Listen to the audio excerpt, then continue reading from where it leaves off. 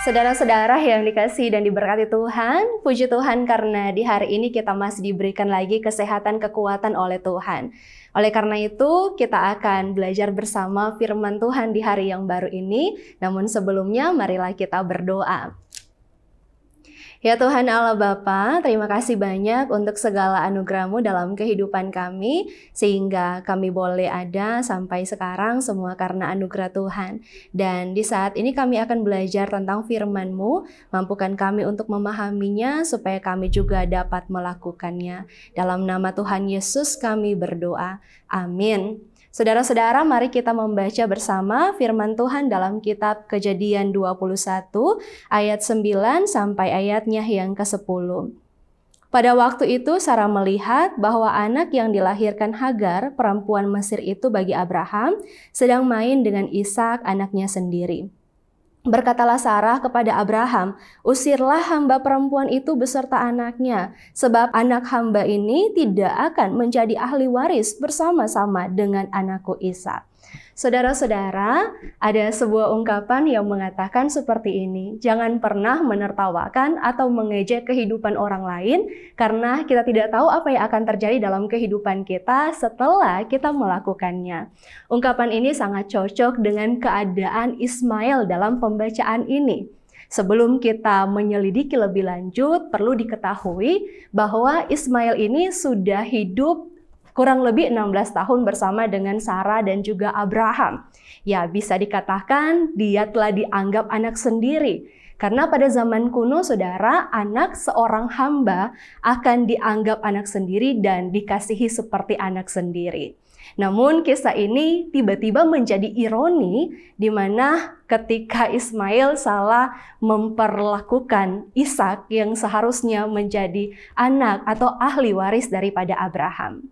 Saudara-saudara, firman Tuhan mengatakan kepada kita bahwa Sarah tersulut emosinya ketika dia melihat Ismail main dengan anaknya Ishak. Kalau kita melihat reaksi dari Sarah, maka kata main di sini saudara tidak bermakna sederhana. Yohanes Calvin menerjemahkan bahwa istilah ini berupa bentuk ejekan dari Ismail untuk menentang perjanjian antara Allah dan juga Abraham tentang Ishak yang harus menjadi ahli waris.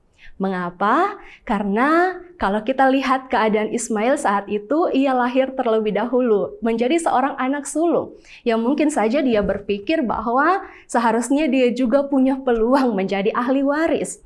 Dan bentuk ejekan inilah yang membuat Sarah sampai menjadi marah terhadap Ismail dan dia menyuruh Abraham untuk mengusir Hagar dan juga dirinya. Oleh karena itu, saudara-saudara yang dikasihi Tuhan, ketika kita membaca atau merenungkan bagian firman ini, ada beberapa pelajaran yang bisa kita temukan. Yang pertama adalah jangan pernah kita meremehkan perjanjian yang telah dibuat oleh Tuhan dengan manusia. Karena Tuhan tetap akan menepati apa yang telah Ia sampaikan, apa yang telah Ia janjikan. Walaupun memang dalam kasusnya Sarah dan juga Abraham, mereka salah karena mengambil Hagar untuk melahirkan seorang anak dalam pemenuhan janji Allah tersebut. Akhirnya terjadi polemik. Tetapi saudara-saudara, bagaimanapun keadaan manusia berubah, janji Tuhan akan tetap terlaksana.